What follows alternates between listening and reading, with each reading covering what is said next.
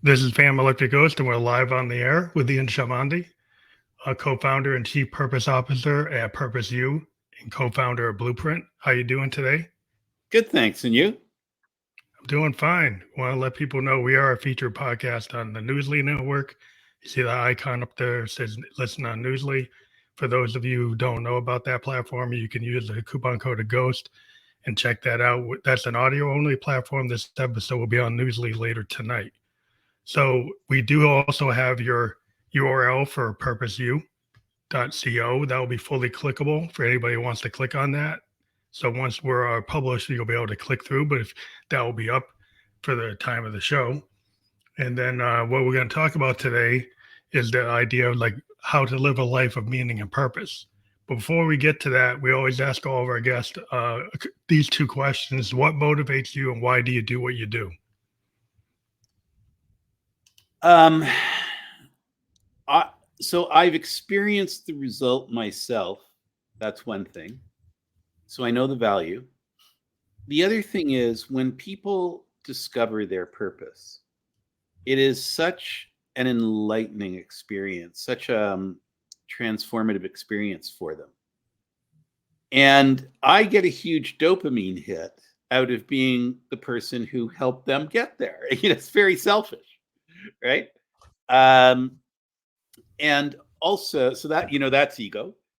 And I would say that I I have a real belief about purpose and its tangible value in life to an individual and to a business as well.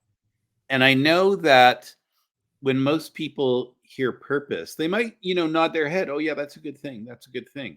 But they don't actually know what it is. They got this idea, right? But they don't actually know what it is. And I think most people see it as like this woo woo or need to have thing because they have never experienced or had explained to them the mechanics of how it works and the tangible benefit of those mechanics of how it works. And so I'm sort of on a mission to teach the world about those mechanics so that they will not see this as woo woo and so that they'll see it as essential. So they can kind of self-actualize, so people can actually, a lot of times, like if you're an artist, you purposely set up your life where people tell you, oh, you shouldn't do that because that's not, how do you know you're going to make money? But you do something because you're passionate, right? You do it Right. because you feel like that's what I should do. You're a screenwriter, you're an actor, you're a painter. You feel the passion to do that and not to sit in, in the cubicle because you want to be able to put your stamp on the world in your Yeah, yeah, way. yeah. Yeah. And And the thing is that, people might hear what you just said. You want to put your stamp on the world. And they may think, who am I to put my to do that. stamp on the world? Right? I'm no, Paul McCartney, I'm no Gandhi, I'm no, whatever. But the thing is, you do have one thing that's really, really important in common with all those great people. And that is, like them, you have something at your essence that makes you uniquely remarkable, right? There Yeah, I is think a lot of people something. have that, right? But they just don't tap into it because they don't believe in it. Well, it's not a lot of people have it. Everybody has it. Yeah. Every single person has something at their core that makes them uniquely remarkable, right? It's their superpower. And wouldn't you love to be able to articulate your superpower? I mean, you have a general notion of things that you're strong at and things that you're weak at. But if you could articulate in 7 words or less what your superpower is, how great would that be? Because now that you know what it is, now you can call it up and use it anytime you want, rather than not knowing it's there and it doing its work in the background, because it's always there, right? It's been there since you were born. But Yeah. you've been, and it's been doing its best to keep you on the straight and narrow, but because you don't know what it is, that's a bit of a windy road. Whereas if you knew what it was, then you could stay very focused. and and what you're staying focused on is things that are aligned with who you are. So it's a good focus. Yeah, it's that idea like people talk about foo because I'm a Buddhist and I'm a musician, I'm an artist, I'm a producer, but I also have a day Right. job as a software designer. But the Ah, thing is, what I've been able to do is find an alignment with like my frequency, like through the law of attraction, right? So I'm a creative person. It goes through all the things I do. And so I tend right. to believe in stream of consciousness and to believe in, you know, being able to do something kind of in a flow state and trusting Hmm, hmm, myself, hmm. which I think a lot of people have that flow state. You see an athlete that's done 10,000 hours of practice, they get that 3-point shot, they get the hole in one because they've done the work and now they don't have to doubt themselves.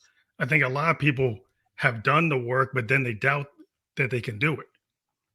Absolutely, absolutely. I have I have a colleague, and she was a CEO at the time of this conversation. Right, we were out for a drink, and so we're she's explaining to me that she's bored. I said, "Why are you bored?" She said, "Well, when I joined this company 5 years ago, it was a mess, and I had to turn it around. I had to put my head down, I had to put the blinkers on, and I just had to focus on the task at hand and fix that business. But now it's running itself, and I'm bored." I said, and she said, I think I got to look for my next engagement." I said, "Cool." She said, "No, no, no. I'm scared to death." I said, "What are you talking about?" And she said, "I feel like the world has passed me by. I had my head down, and there was all this stuff going on, and while I had my head down doing my job, I lost 5 years. I don't know if my skills are relevant anymore. I don't know if there's a place for me anymore." This was like her third CEO gig. This woman graduated from high school when she was 16. She had an honors MBA by the time she was 20. So, you can see that the idea that she would have lost her confidence is ridiculous. Yeah. It's But the like, reason she did is because she's human, and that's what we humans do, right? well, we have this the imposter syndrome, even though we're in Yeah, something. yeah, yeah, yeah, I, yeah, I mean, as a producer, I deal with musicians all the time that they have the stage self and then they have the real self.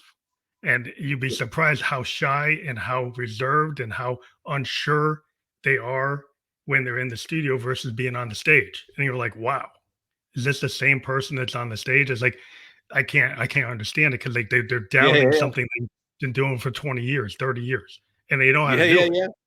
but then they When are they? doubt When it. are they going to discover that I'm a pretender? It's like, no, Yeah, Paul McCartney, we're never going to discover that you're a pretender because you're not a pretender.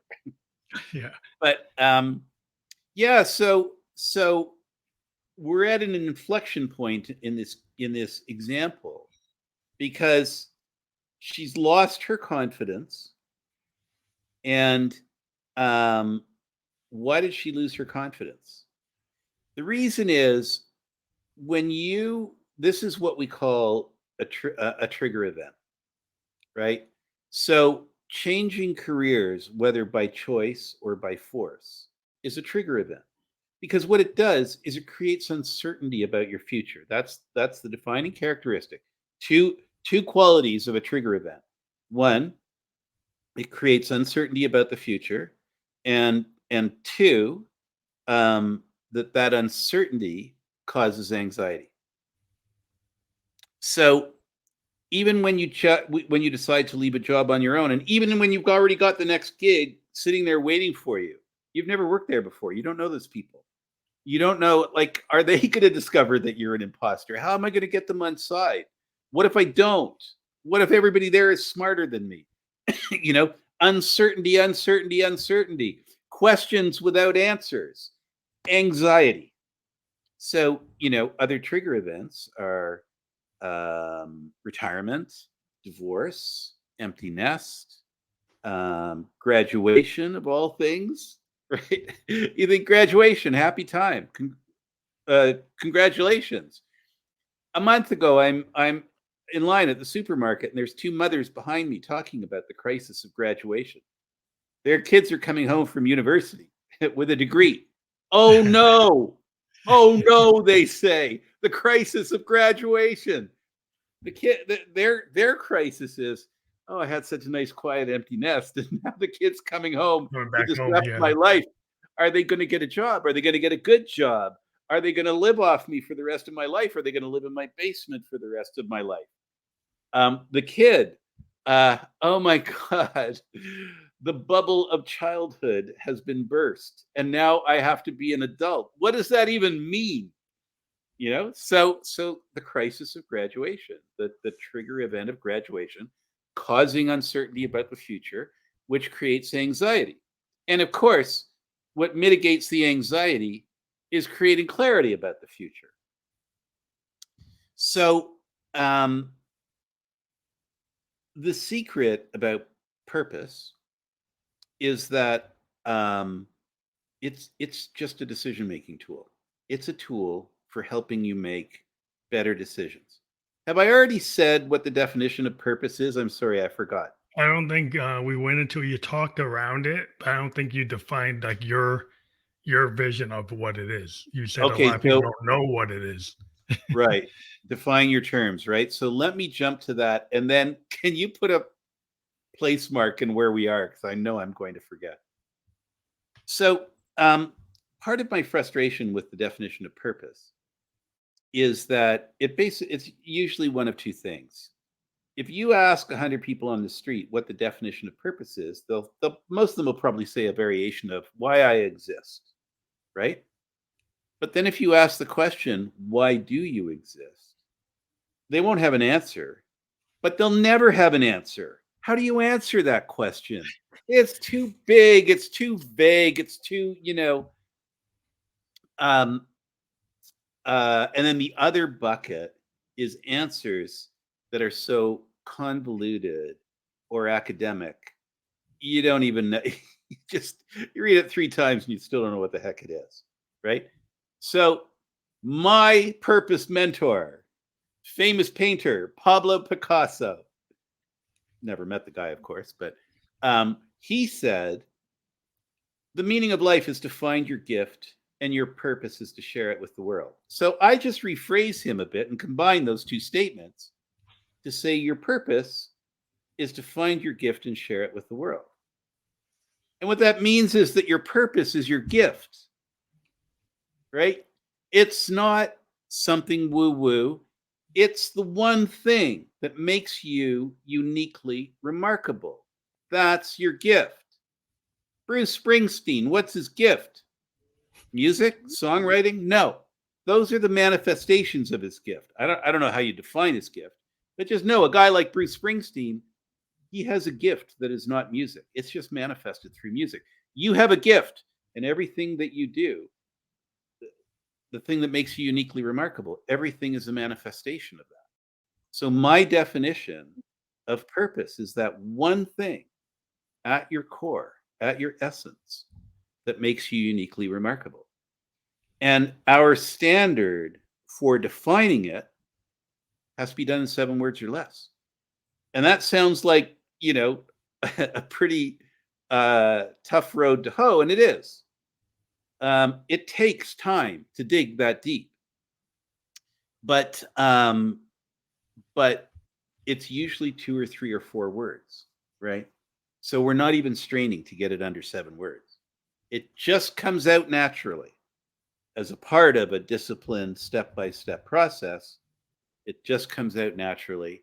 It is the description we like to use is it's clear, concise, and compelling.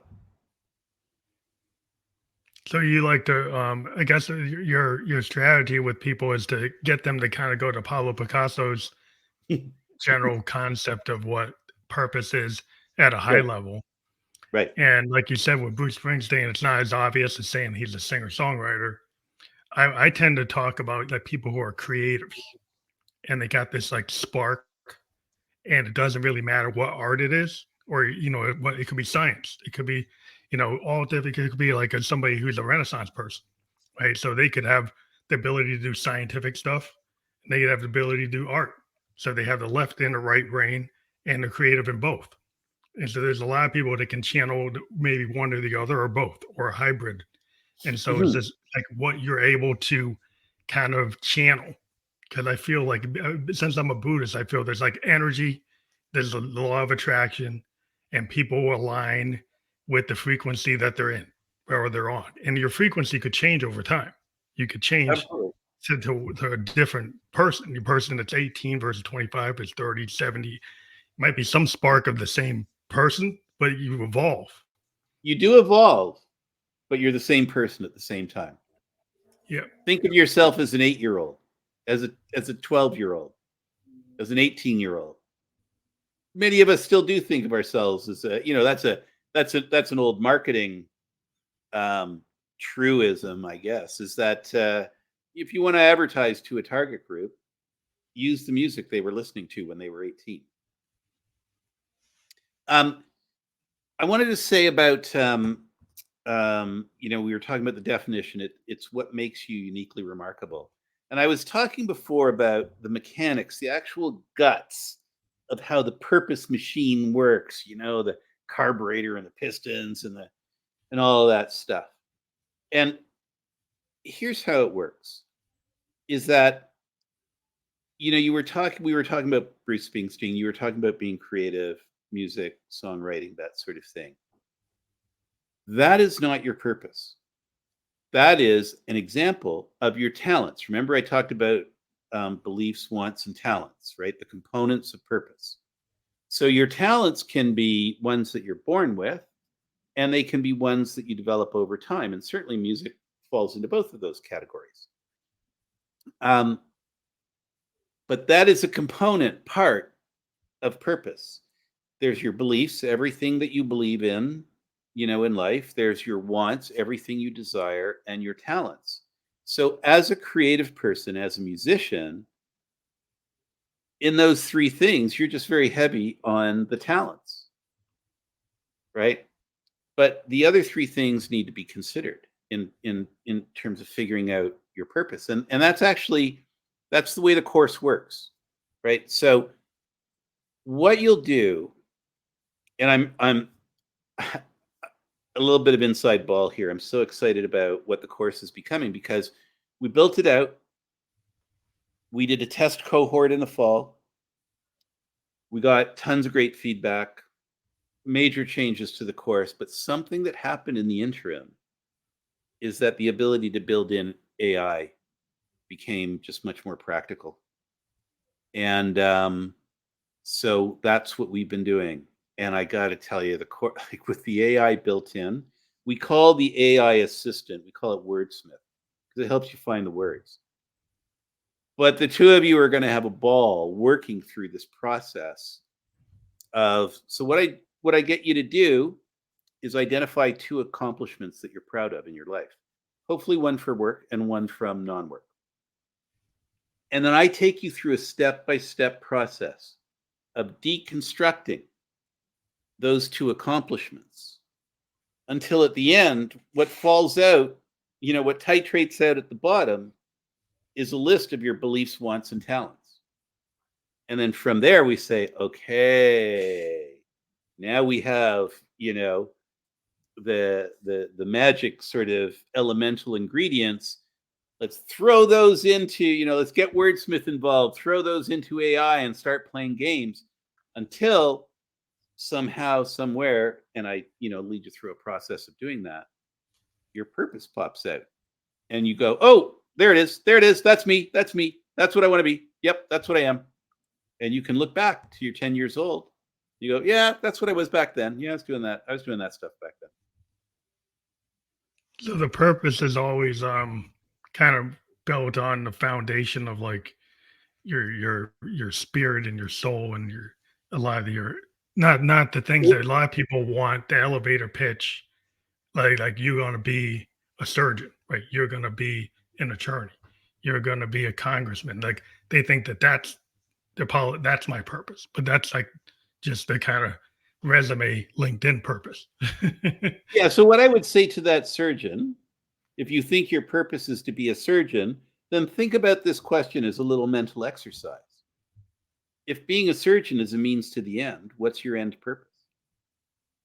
And then that question shunts being a surgeon, as as honorable as it is, but it shunts it into being an execution of your purpose. It is your living manifestation of that purpose. So the purpose be like to heal people. No, no, it'll be okay. Let me tell you. So I gave you the one example. Oh no, I was telling you about my friend. That was the story I was supposed to finish. So Yeah, let and me she was finish. a CEO. Yeah, the CEO. Okay, so just a reminder, she loves companies that are in great distress. She loves turning them around. That's what she is. She's a turnaround artist. You give her a good company, and she's just not smart. Why? She's not engaged. The worse condition the company is in, the smarter she gets because the more it engages her. So I said to her, I've got this mental image of this platoon, or I don't know, military, so whatever, but these, the soldiers, there's a whole bunch of them, and they've just been through hell. And now they're facing a minefield, and there's a new commander standing in front of them. And you're the new commander in your full battle gear, helmet, the whole bit. And they're all like weary and freaked out and scared. And you stand in front of them and you calmly say, "Don't worry, I have a plan. I will get you across this minefield and I'll get you safely to the other side." And they just go, "Oh my God, thank God. Thank God. That's what we need. That's what we're like, the cool, calm, confident leader in this time of distress. Tell us what to do." And I said, and she said, "Yeah, yeah, yeah. I like that metaphor." And I said, and so, it leads me to the expression leading safely through the minefield. That's what you're all about in your personal life, in your business life, everywhere. You are about leading safely through the minefield. And if there's no minefield, then you're just sort of sitting back disengaged. And she said, "Yeah, that's it. That's it. I love that. I love that." So, how does this work for her then as a decision making tool? Remember, I said purpose at the end of the day is a decision making tool. Well, she could not have articulated to you before that the kind of company that she loved was a company in distress. But now, when when the headhunter comes and says, "Hey, it's time for you to step up a level. I've got this great global company. It's doing marvelous, and it needs a new leader." And her response to that is, "No, thanks. I'm not interested. Boring. Successful company. I don't do successful companies. I do troubled companies and make them successful." And, that's a big difference. So in terms of being able to communicate what she wants, she's very clear. And And more aligned with what she really was doing because maybe she wasn't fully understanding that that was, you know, really her reason raising the door. I mean, like, that's what she does. But she yeah, maybe didn't want to think of it that way. But now you opened her eyes to see that that's the way she should consider, like, that's what makes her happy. Because not that she couldn't do the other job, but she wouldn't be happy. right. Oh, You no, know, no, no, no, no. She could do the other job. The problem is she could do it with both hands tied behind her back, right? So yeah, no, she could do the other job, no problem. But she wouldn't be happy. And so, okay, so here's the thing. Remember, I said purpose is comprised of your beliefs, wants, and talents. So when you make a decision that's aligned with your purpose, you're making a decision that's aligned with your beliefs, wants, and talents. So if her purpose is leading safely through the minefield and she chooses to take a role with a successful company, you know, the reason that she would be unhappy very quickly is because she's made a decision that is unaligned with these things that are so elemental to who she is, her beliefs, mhm. wants, and talents. Yeah, So so it's very similar to the law of attraction and the idea like frequency. Cause like when you pick up, like you go into a room and you pick up the vibes of somebody and can't really explain it, but this person really doesn't really align with me. And then you further hang out with them and you realize you're actually right. Like they're not aligning with you. They're not even on the same train. They're not in the same zone. And when you start to work on things, if you use this kind of concept of like, I like to write in a kind of stream of consciousness style. If you have people that are very kind of anal about what they want to do, that's not gonna work well because they're gonna want to know what the charts are, what the chord chart is, what key they're in, and then you're gonna get frustrated because like I don't work with people like that. I work with people that are more intuitive. So, so if I go around with people, not that I couldn't work with them, but it's gonna kind of tick me off, and I'm gonna get frustrated, and I'm not gonna be happy. Yeah. Yeah. If you're walking in to see who you're going to play with and they say, we're very organized, we've got everything charted and, we'll give that to you. And we just, so you just play the notes and you're like, there's lots of people. That's what they're looking for. They're looking for that form and structure. And when they hear those kinds of words, they go, perfect. You know what the hell you're doing. You're not a bunch of amateurs, right? Now that same person goes to you and your band and you say, no, we're kind of vibey. We're kind of vibey. We start with something, we'll figure it out. And then we build on that. And it's like, oh, no, I don't want to play with you. You don't have your ducks in a row. And it's like, right. That's okay that you don't have your ducks in a row because that's who you are. And you make that work. Yeah, because I think people have to be. I think if you get to the truth of who you are, because a lot of times people have beliefs about who they are, but they don't actually know the truth of who they are because they have all these layers and they haven't really dived into it. And I always talk about poets and the looking glass self and the analysis to like actually the Victorians talk about the looking glass self to actually look in that mirror and see who is that. And I'm gonna dive into it. I'm gonna write my epic poem because I'm diving into that who that is. Right. I'm gonna try to pull that out. But if you can't handle that and you've got to put layers and kind of hide it, well, then you're gonna be, that's what you choose to do. Are you really ever gonna get to the truth? A lot of time people put layers on themselves is because they just don't know, or there's something missing in them, and they need this this veneer. When you learn your purpose, because your purpose is what makes you uniquely remarkable, or your superpower, it gives you confidence, right? And that's always there. That's always available to you. It's always an asset. And now that you know it and can articulate it, you can call it up at any time, right? So that gives you confidence, and that gives you resilience. Because when you get knocked down, you got a tool to help you get back up. And then when you get knocked down again, that tool's still there. It's always there. That purpose is gonna assist with your mental health because if you're always kind of getting into the melodrama, you're going down in the dumps, you're kind of like you don't have the tools to know how to deal with adversity because a lot of times in music we have these terms for the type of music I do. There are no bad notes. Comes from like jazz. You look at that missed note as an opportunity, like Herbie Hancock and Miles Davis. Like if I hit the wrong note while I'm doing a fusion piece, I don't have to stop the piece. I can actually have the whole band evolve the piece. That's right. Go with that direction. But there are some people that if they were more classically trained to be like, well, that's not the right note. You got to start the whole composition again. It's not the right structure. So if you learn how to take that structure and realize that you could evolve it and you don't have to have a bad note, that you can play in any key and you can adjust the tempos, and it doesn't mean the piece is done, is wrong. It just changed. Yep.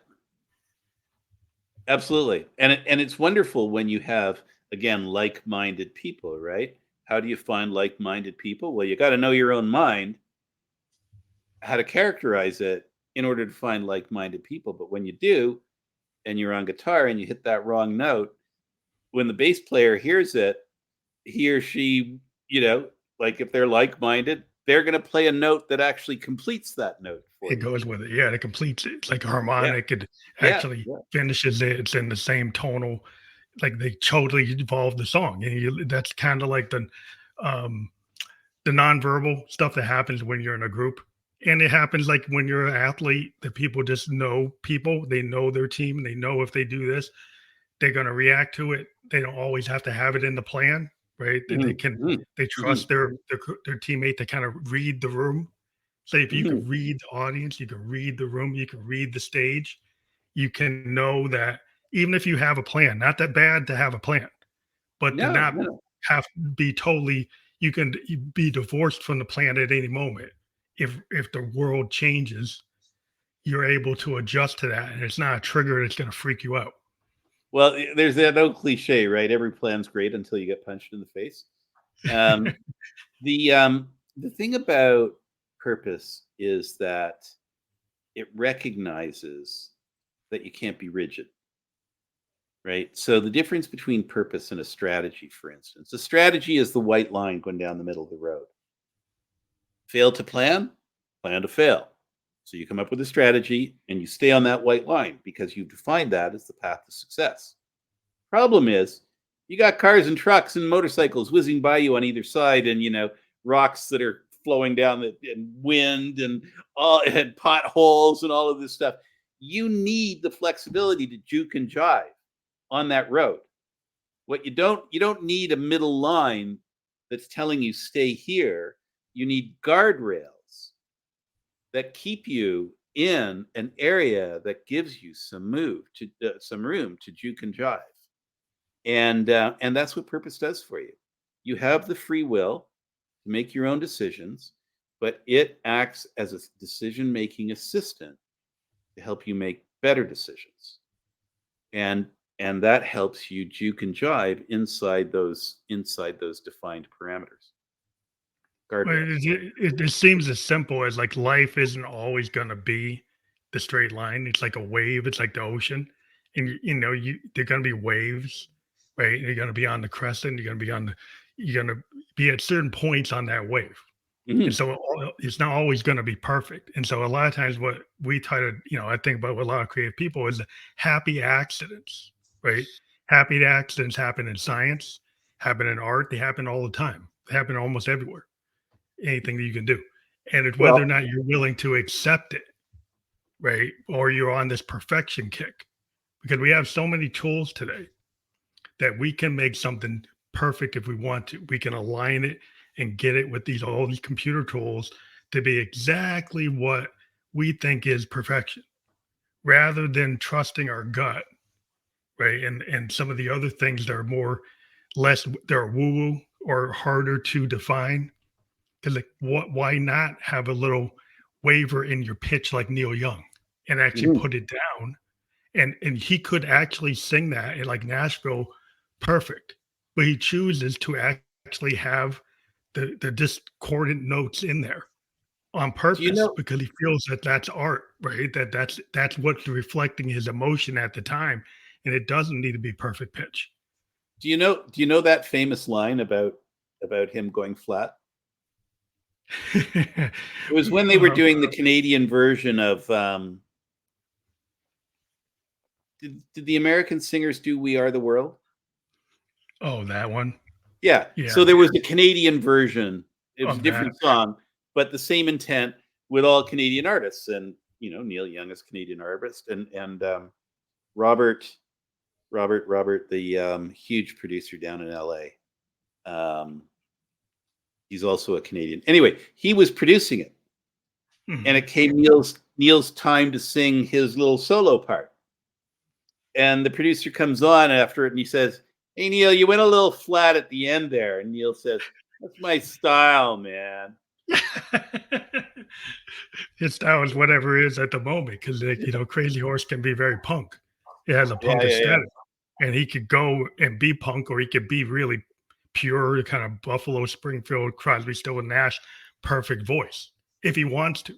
It just depends on if he feels that song that serves the song. If he doesn't feel it serves the song, he's not going to do it. Yeah, there's And not it's too like, many people who have stayed as true to their music, authentic to their music as Neil Young for so long. yeah, I really respect that because there's like a guy like Dylan and Neil Young, they go wherever they're going to go. And, Yeah, yeah, yeah. Dylan will go and take a band and do a song they didn't rehearse and just throw it on in the live act because he just likes to throw it out. He just likes to cause the chaos because it's like that's the part of to him that's the thing. He's like, if I feel that, I'm gonna go that way. And some people freak out. Some people, they know him who he is. They just like, okay, that's what he's gonna do. I gotta handle it. But the fact that you could be like that has always been amazing to me. I Mhm. love that type of authentic authentic nature, like authenticity, vulnerability, Yeah. and not Joni not Mitchell has really been like, caring if the audience is gonna dig it or not. It's just like where I am, you know, they'll come to me or they won't. yeah. Yeah, Joni Mitchell is like that too, she's made a million albums and she's her commercial success has been okay, but not great. But as you know, in the industry, she's revered as a god. Yeah, yeah, yeah. And as another one who has stayed so true you know, to her authenticity all those years. It's hard to do that today because there's so many algorithms and so many, kind of tendencies today to just clone what is successful. Right? People think like if I'm on Instagram or on social media, if I do that cat video with the same audio, I'm gonna get a million views because everybody gets that, right? But how many more of those do you need? Versus the vulnerability and authenticity of putting out a post that doesn't get anywhere near that, but reaches somebody you wouldn't have expected, Yeah. and you get an opportunity, right? So Yeah. those metrics don't always map out to No. being something that will actually help you. No. I have a feeling that you and I could go on and on about music for a few hours. Yeah, yeah. But I think the thing about purpose, it seems like it makes you more interesting from what you're saying, because if you're not going to just stay on that tried and true path, then you're going to be, an interesting person that has dynamics, like a dynamicism that's going to, it's like if you have somebody that's like kind of a one trick pony, like this is who they are all the time. And it's like, okay, fine, that's who they are. That's like they like to stay safe. They like to stay in that zone. Yeah, yeah, But yeah. then But it's like When versus the people who are willing to kind of reinvent or go, maybe it's not reinvention, but it's kind of like that's where they're at. or just experimentation. Yeah. Yeah, yeah, yeah.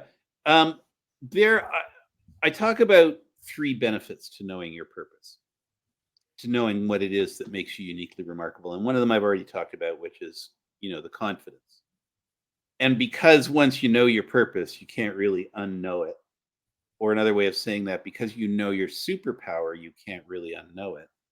It it makes you it increases permanently your resilience because now you know you have a tool that you can call up whenever you need it, right? So there's that confidence and sustainability of that confidence. The second thing is it's the ability to design a life of meaning and purpose. To use that short phrase, design a life of meaning and purpose, and then have it guide every decision you make and every action you take, right? So you're getting help along the way. And then the third thing is to tell your story charismatically. And it's the story of your purpose. And when you do that, you have what we call the I want me some of that factor, right? And so when you put your story out there, someone hears and they go, wow, that's cool. I want me some of that. So you become like charismatic because you have a charismatic story. And I think part of the law of attraction, if I understand it, is how you put yourself out to the universe comes back to you.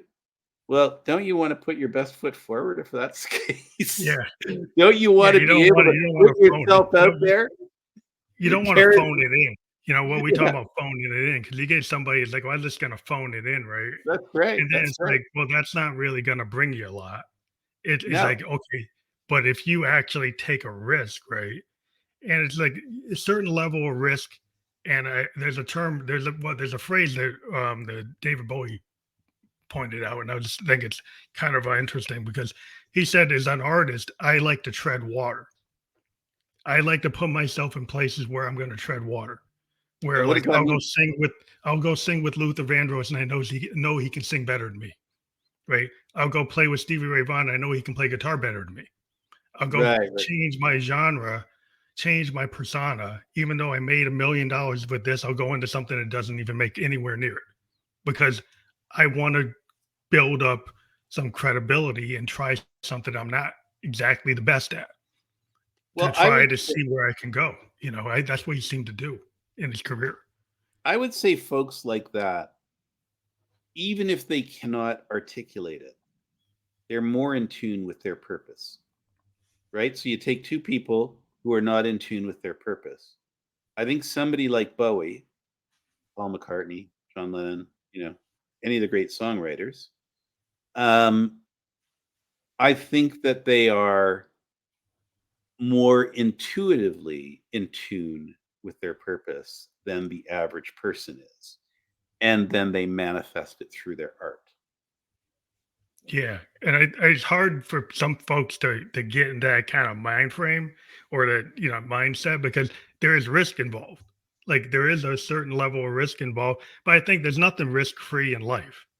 And if you play it safe and you phone it in, you're not gonna, it's like you could be in a codependency, right? And you could be comfortable in that codependency because it's predictable and you know what's gonna happen, but you're really not moving forward and you're not happy. Like Mhm. you might be existing, but you're not happy. Yeah.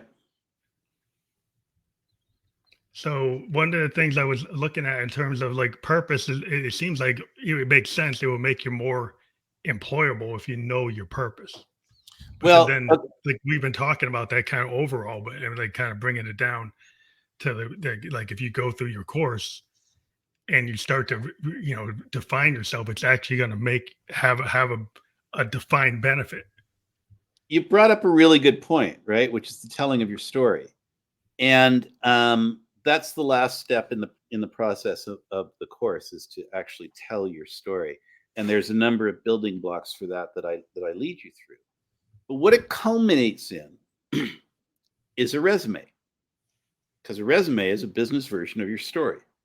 And I've always thought resumes were stupid, but I didn't have a better idea. But yeah, the prop, and here's why they're stupid, right? Because the process of looking at a bunch of stack of resumes, right? You got a stack in front of you, and it goes like this: no, no, no, no. Oh, that's interesting. No, no, right? That's how long you get to make Yeah, an you get a impression. lot of time. Yeah, it's almost like if you actually talk to the person, you're probably going to get something that wasn't on the page, but you won't even Absolutely. talk to them if they don't have the right stuff on the page. No. So the point I want to make is that your value in a resume is hidden. It's hidden in a bunch of gobbledygook. And so the structure of a traditional resume is essentially here's all the great stuff that I've done in the past. I've redesigned the resume. And my resume says, here's the magic I'm bringing to the table in the future, Mm. right? Or here's the magic I will be bringing to your table should you have the good judgment to hire me. And but what it does is the resume pulls from all the work that we had done prior to come up with your purpose, and it runs all through your resume. And this is only one page, by the way. And as far as I'm concerned, I don't care if you attach 100 pages to that one page. Just do not exceed one page in the resume that I take you through, because it tells a nice, clean, crisp story of the magic that you're going to bring to the table. Now, I was working with a university president, And in 5 years, she's going to go out looking for her final position. And she knows what she wants. But she wanted to define her purpose so that in the 5 years leading up to when she does that, she's laying the foundation, telling the story, building up the credentials of a person who's defined as this in 7 words or less, right? And when it came time at the end to consolidate it in a resume, she said, well, I'm not going to need a resume for 5 years, so I don't think we need to do this. I said, bear with me. Just go through the process. Trust the process. That's one of my rules for doing the process. And when we were done, she said, I love this. I get asked to do speaking gigs all the time. They always ask me for a bio, and I send this insipid thing. I'm sending this in the future because she loved the story.